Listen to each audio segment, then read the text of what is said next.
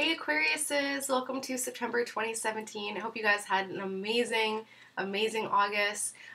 Really quickly, I do need to come clean about something that has been kind of weighing heavily on me. Last month, I did you guys a huge disservice by not mentioning the eclipse season. And I know that I must have subconsciously blocked it off. So that eclipse season was absolutely, it is what it is, but it was intense. I unfortunately lost my brother during the eclipse season. So that's how I spent my August in ICU saying goodbye, which anyways, I think that I must have blocked it off because usually what I do is I'll look at my chart before I do a video for you guys just to kind of see how it's all impacting me and try and work with that energy. And I think that I was afraid to recognize it because the eclipse literally hit my 8th house of death. So yeah.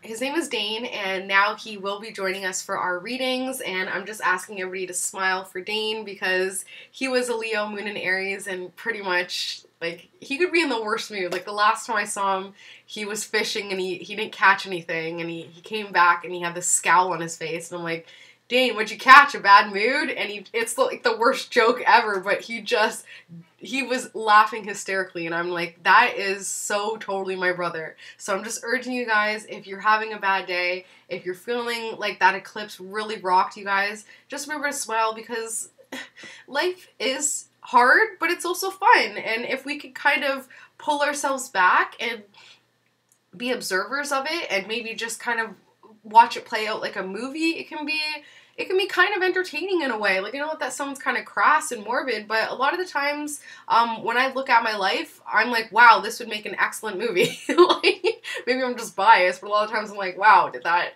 fact is stranger than fiction. That being said, to rectify the situation, please comment below with your birth time, date, and location, and I'll let you know where that eclipse hit your chart. And with that knowledge, you could recognize what that eclipse was asking you to let go of. Because the eclipse season, it forces us to let go of the things that we're holding on too tightly. They were in Leo and Aquarius, so it would have definitely affected the Aquariuses.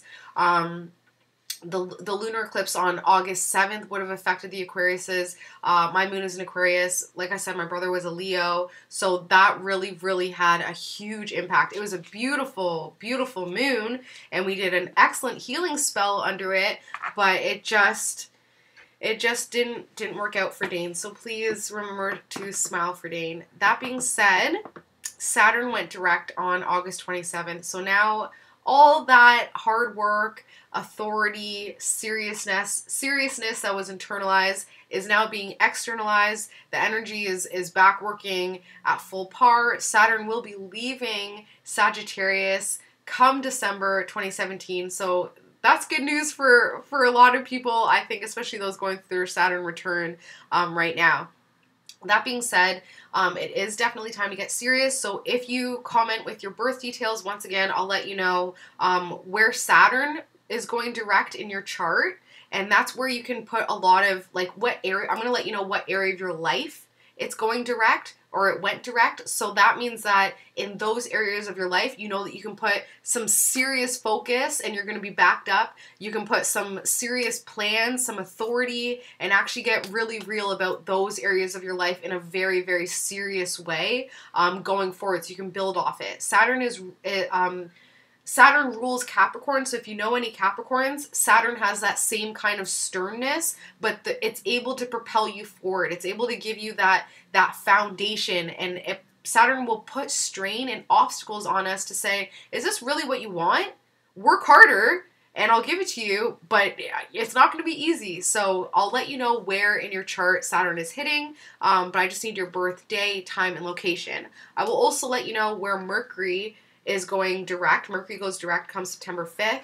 And where Mercury goes direct in your chart is where you're going to feel a lot more clarity. You're going to be able to communicate a lot more. You're going to be able to really put a nice focus in that area of your life. You're going to be able to get clear. So let's just say that Saturn and Mercury go direct in your second house of money. That's where it's like, okay, go talk to a financial planner and figure out the next steps because you have the clarity of Mercury now direct, plus you have the seriousness of Saturn now direct. What else? Sorry. Full moon is on September 6th. That's in Pisces. So anything that you didn't let go of with the eclipse, now this full moon will be forcing it out. So the eclipse was more forcing out the things that we tangibly are holding on to. This full moon in Pisces is going to force us to let go of the things that we're holding and harboring in our subconscious, harboring in our hidden world. So that's going to be a really, really powerful full moon in my opinion. I love the full moon in Pisces because we are just buzzing with intuition and energy and just feeling compassionate and emotional in a very compassionate way, like not emotional in a selfish way. So it's a very, very beautiful energy. Then with that release, we have the new moon on the 20th, and that's in Virgo. And the new moon is all about bringing in. So the full moon releases, the new moon brings in. So on the 6th, we're going to release all that crap and smudge in our subconscious. And on the new moon, we're going to write down up to 10 things that we want to see manifested into our lives. And we're going to burn that on the new moon on the 20th of September. Burn the list after you write down 10 detailed things of what you want to manifest into your world, especially into your day-to-day, into your job, your whatever, diet, exercise, things like that, vitality, coworkers, stuff like that. Come the 20th, we're going to write down those 10 things. We're going to burn it with the new moon, and we're going to thank the universe for co-creating our world with us, and then just expect that it's going to come in. Okay, sometimes I'll burn my list, like I do this all the time. Sometimes I'll burn my list and something will come in and I won't even recognize it. For instance, I had to put out money for some program, and on the new moon, I was manifesting how to get this program for free. And I was like, it's not working, I'm just paying for it. I paid for it, and then literally it's going on like 3 months later, they're like, oh, we can't charge you for that, here's your refund. So I didn't even I had to like think about it. I was like, oh yeah, I did manifest this program for free. Although it didn't come in the way that I expected it to and I wanted it to, it still came. So now I need to be thanking the universe every day, being like, wow, because you just never know how it's going to come back, okay?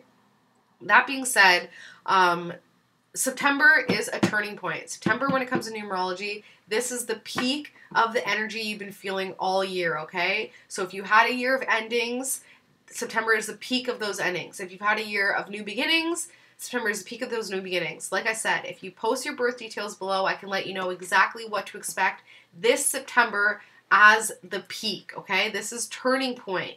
This is turning point. If you want to do it on your own, it's adding your birthday and your birth month together, reducing it down to a single digit, and then you can just Google personal year and then that number that you came up with, unless you got an 11 or a 22 or a 33. Don't reduce those down. Just add them as a whole, and then you can reduce, okay?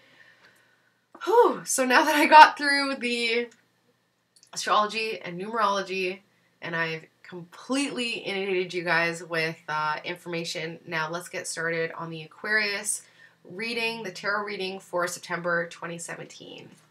Aquarius, September 2017. Thank you.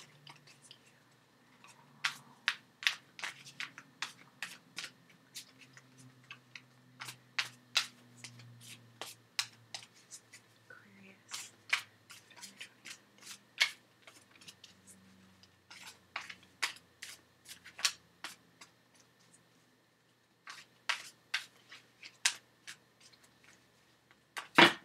Oops.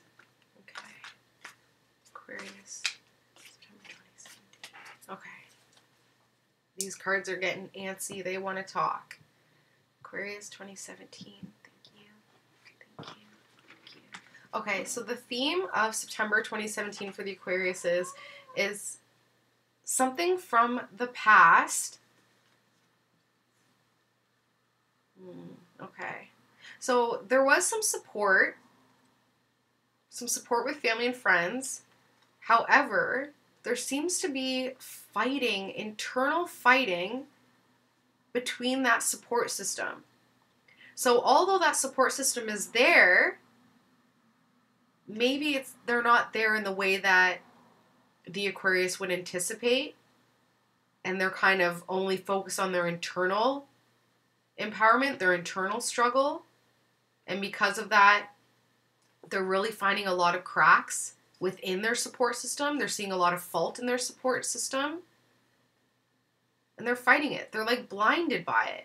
It's almost like they've taken off some sort of mask, their friend mask, because Aquarius is the friend of the zodiac. It's almost like you're taking off your friend mask, and your family and friends, that support system, it's just, you see too many cracks in it.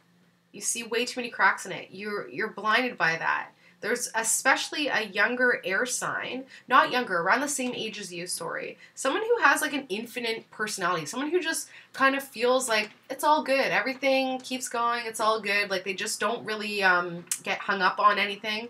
And because of it, it can either get you really angry, like they're fanning your flame, or they can put out a lot of your fires. So it's someone who is so nonchalant, so infinite in their thinking, so balanced and so buckled and so strong that it can be kind of annoying. Support system feeling completely compelled and internalized struggle with this air sign, and wanting to create something beautiful, wanting to start something beautiful, want to nurture something beautiful. However, the past is really, really affecting that, okay? So like I said, family and friends are there to support you. However, you've been fighting them a lot. You've been internalizing that fighting. One air sign, air is Aquarius, Libra, or Gemini, or somebody who talks a lot, who has those aspects in their chart. Sorry. That person in particular is who you've really been arguing and internalizing that conflict with. Although they seem supportive, and they probably are incredibly supportive, you're just seeing way too many cracks in that. And it's somebody who talks a lot, and because of this, you are creating something from the past, either a past life karmic bond, or like maybe somebody is coming in, a walk-in, like if you lost someone in the past, they could be coming back into your life in a new form. So something is creating something from the past, but this internalized conflict with your support system, with your family and friends, is hindering that ability to create something beautiful and something that's really going to bring your past life karma, or your inner child karma, anything from the past to the forefront to kind of cleanse you. And it's going to be an incredibly, incredibly empowering and spiritual experience for you guys. But right now it can kind of feel like you're in the dark night of the soul, like you're kind of really confused. You want to create something, but you just, too many past life blockers, too many inner child blockers that are really stopping you from embracing this support system and using this support system to create that positive, new, optimistic venture that you're hoping for, okay? So it's time to cleanse the past, okay, Aquarius? I haven't tried it, and I want to try it. I'm just waiting for the finances to try it. Past life hypnosis, I've only heard incredible, incredible things. And it is something that will absolutely empower you, even if it's just a past life reading, to just get like a deck of cards to do a past life reading. Recognizing that past life issues, recognizing anything that's still lingering in your subconscious will transform your life, because it just clears it. A lot of the times we kind of work on auto mode. We're going by something that either was ingrained in us from a past life, was ingrained in us from a parent, from a grandparent, all these things. I forget his name. I'm so bad with names, but there's this book I was reading about how to clear any past life issues, and it's truly as simple as getting into a meditative state and saying sorry for anything that I've done, anything I've done in this life, in a past life, anything that my grandparents have done, anything that my ancestors have done. You apologize and you accept and clear any wrongdoings that any of your ancestry has done. A lot of the times, like, for instance, an example is my mom is a single mom, and she's been hurt so many times by men, is what she says. And because of that, like, even when I was first, like, dating, don't trust any men. They should complement your life, not complete your life. because of that ingrained into my psyche, it's hard for me to trust men, period. Like, in general, not just the men I'm dating, not just the men, blah, blah, blah, blah, in my life, men in general. So these things, we don't even understand where they're coming from. Nothing's personally happened to me, knock on wood, that would make me not trust men in general, but it's because of something that happened to, or that an ancestor did, that we now harbor that.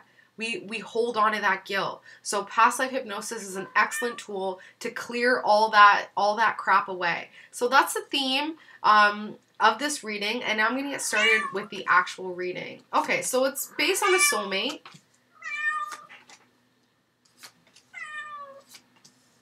So is that air sign your soulmate then, Aquarius? Let's see what's going on. Okay. So this reading for September 2017 for the Aquarius is based on a soulmate, okay? For me personally, like, there is no twin flame card in this deck. And what I believe in, and please, everybody is entitled to their own beliefs, so if you don't resonate with this, that is totally fine. But what I believe in is we have multiple soulmates in our lifetimes. A soulmate comes in just to give us that conflict or opposition to veer us back onto our true life's path. So a lot of the times, especially with the fixed signs, a soulmate will come in. We learn the lessons that we're meant to learn. We do what we were, the reason why we're back in each other's lives. We've completed it, yet we still hold on. Even though the relationship is deteriorating, even though this person needs to move on, even though we need to move on, we'll still hold on because at one point they were what we needed in our lives, and it made us feel better in the end. However, with a twin flame, completely different. Twin flame is someone that's with you for life, that they're gonna be the mirror opposite of this is just what I learned. If you've learned something different, please let us know and inform us, because I've learned that the twin flame is someone who's like sorry, you marry, and there's someone who mirrors us, so they'll be the complete opposite of us, and it's recognition of what we lack and bringing that into our lives through the twin flame. So this reading is about a soulmate relationship within the family, within the friends. Soulmate could absolutely even be like a pet, a parent, a child, a friend. It could be absolutely platonic. It doesn't necessarily have to be a sexual relationship, but a lot of the times a soulmate relationship is sexual, in my opinion. That being said, this person has definitely done a lot of damage when it comes to your optimism, when it comes to your creativity. They're kind of putting a little bit of a dark cloud over you right now, and I'm thinking it's because something has to be let go of.